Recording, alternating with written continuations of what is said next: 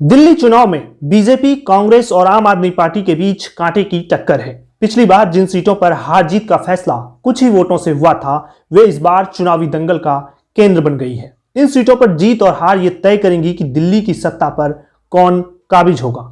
कम से कम 10 ऐसी विधानसभा सीटें हैं। अगर यहां बीजेपी खेल करती है तो फिर आम आदमी पार्टी दिल्ली में चौका लगाने से चूक सकती है। तो चलिए आज के वीडियो में आपको उन सीटों के बारे में बताएंगे जहां अंतर बेहद ही कम था और जीत और हार का फैसला बेहद ही कम अंतरों से हुआ था। तो नमस्कार, मेरा नाम है अभिषेक और आप देख रहे हैं पब्लिक वाणी। दोस्तों, पिछले 2 विधानसभा चुनाव में आम आदमी पार्टी ने शानदार प्रदर्शन किया है। 2015 में आम आदमी पार्टी ने 70 में से 67 सीटें जीती थी और 54.6% वोट हासिल किए थे। 2020 में आम आदमी पार्टी को 62 सीटें मिली और वोट शेयर थोड़ा कम होकर 53.6% रह गया। भारतीय जनता पार्टी बीजेपी 2013 में 32 सीटें जीतकर सबसे बड़ी पार्टी बनी थी। हालांकि 2015 में उसकी सीटें घटकर केवल 3 रह गई, जबकि 2020 में वह 8 सीटें जीतने में ही कामयाब रही। कांग्रेस का प्रदर्शन पिछले कुछ चुनावों में लगातार खराब रहा है। 2008 में 43 सीटें जीतने वाली कांग्रेस 2013 में 24.6% वोट शेयर के साथ 8 सीटों पर सिमट गई। 2015 और 2020 में पार्टी एक भी सीट नहीं जीत पाई। इस बार आम आदमी पार्टी और बीजेपी उन सीटों पर अपनी पकड़ मजबूत करने की कोशिश कर रही है जहां उन्हें पहले भारी समर्थन मिला था।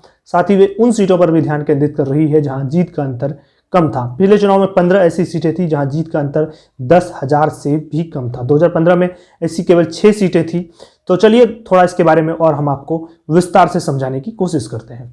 दोस्तों, अगर 2020 के विधानसभा चुनाव के रिजल्ट को देखा जाए तो 1000 से 500 वोटों का अंतर का एक भी सीट नहीं था दिल्ली में, लेकिन 500 से 1000 के वोटों के अंतर से जहां जिस सीट पर फैसला हुआ वहां 2 ऐसी सीटें थी लगभग, जिसमें से एक जो है वो बीजेपी के खाते में गई और एक आम आदमी पार्टी के खाते में गई।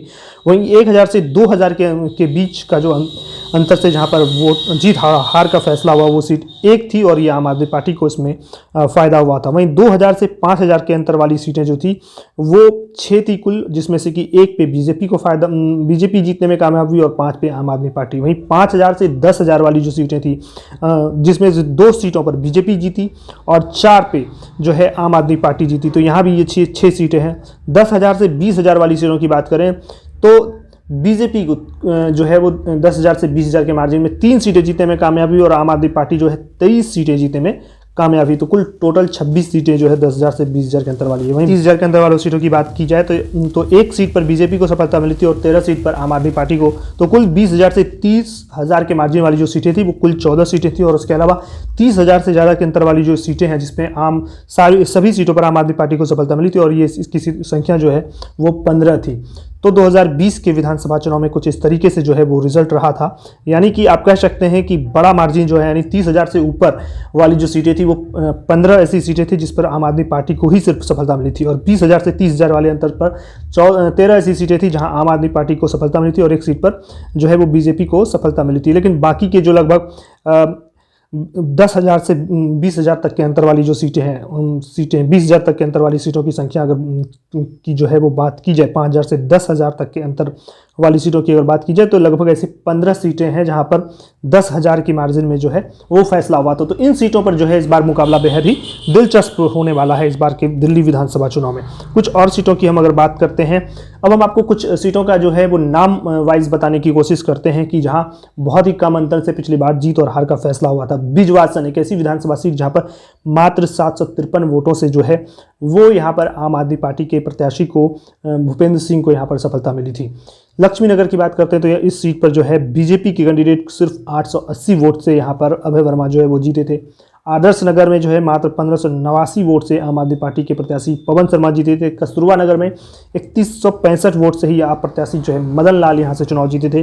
पटपड़गंज जहाँ पर अंतिम समय तक जो है पिछली बार मुकाबला फंसा हुआ था, जहाँ मनीष सिसोदिया चुनाव लड़ रहे थे, वहाँ पर मात्र 3260 वोटों से ही जीत और हार का फैसला हुआ था। इस बार इसी सीट से अवध ओझा चुनाव लड़ रहे हैं और मनीष सिसोदिया ने अपनी सीट जो है वो बदलकर जंग पूरा कर लिया है। शालीमार बाग विधानसभा सीट की बात करें तो यहाँ पर 3440 वोटों से जीत और हार का फैसला जो हुआ था। यहाँ से आप प्रत्याशी वंदना कुमारी जो है वो चुनाव जीती थी। छतरपुर में 3720 वोटों से जो है वो जीत हार का अंतर हुआ था, जहाँ पर करतार सिंह तंवर जो है आम आदमी पार्टी के वो जीते थे। कृष्णानगर में 3995 वोट से ही एस के बग्गा चुनाव जीतने में सफल हुए थे। पहले ये सीट जो है बीजेपी की सीट मानी जाती थी, लेकिन यहाँ पर जो है पिछली बार एस के बग्गा चुनाव जीतने में सफल रहे और 2015 में भी वो चुनाव जीतने में सफल हुए थे। शाहदरा की बात करें तो 5294 वोट से रामनिवास गोयल जो कि विधानसभा के स्पीकर थे वो चुनाव जीते थे। यहाँ पर इस बार वो चुनाव नहीं लड़ रहे हैं। इस बार किराड़ी में यहाँ पर 5654 वोट से ही अप्रत्याशी ऋतुराज गोविंद जो है यहाँ चुनाव जीतने में सफल हुए थे। तो यानी कि ये लगभग 10 ऐसी सीटों के बारे में हमने आपको बताया जहाँ पिछली बार जो है जीत और हार का अंतर बेहद ही कम था और इस बार के विधानसभा चुनाव में जो है वो कुछ भी हो सकता है। यानी कोई भी पॉलिटिकल पार्टी जो है वो इस बार यहाँ पर जीत सकती है। और अगर बीजेपी जिस तरीके से आम आदमी पार्टी को घेरने की कोशिश कर रही है, भ्रष्टाचार के मुद्दे पर, अरविंद केजरीवाल के शीश महल जैसे मुद्दे पर, दिल्ली शराब घोटाले के मुद्दे पर, अगर बीजेपी को इसमें सफलता मिलती है, अगर दिल्ली की जनता ने यहाँ पर जो है वो अपना वोट को बीजेपी की तरफ मोड़ा, या फिर आप कह सकते हैं कि जो स्विंग वोटर जो हमेशा से लोकसभा चुनाव में बीजेपी के लिए वोट करती है और विधानसभा चुनाव में आम आदमी पार्टी के लिए वोट करती है, और अगर इस बार उन्होंने मन बना लिया कि नहीं इस बार हम बीजेपी को ही वोट करते हैं, तो फिर आम आदमी पार्टी के लिए भारी दिक्कतों का सामना करना पड़ सकता है। हालांकि एक इंडिया टुडे की एक रिपोर्ट के मुताबिक जो है पिछले 3 विधानसभा चुनाव के आधार पर जो है उन सीटों की बात की गई है कितनी सीटों पर जो है कौन सी पार्टी जो है वो कितने सीटों पर मजबूत है। 2013, 2015 और 2020 के विनेबिलिटी के आधार पर यह तय किया गया है, जिसमें से आम आदमी पार्टी को जो वेरी स्ट्रॉन्ग की बात की जाए तो 26 ऐसी विधानसभा सीटें हैं जो आम आदमी पार्टी को के लिए मजबूत मानी जाती है। और यहाँ पर पिछले 3 बार से आम आदमी पार्टी जो है 2013, 2015 और 2020 में चुनाव जीतने में कामयाब हुई है। और अगर 35 और बीजेपी की ऐसी जो सीटें हैं वो मात्र जो है 1 है, और कांग्रेस की एक भी इस तरह की सीटें नहीं है जिसमें वो तीनों जीती, क्योंकि कांग्रेस का प्रदर्शन जान रही रहे हैं कि 2013 में उसे सिर्फ 8 सीटों पर सफलता मिली थी और उसके बाद 2015 और 2020 में कांग्रेस का खाता भी नहीं खुला था।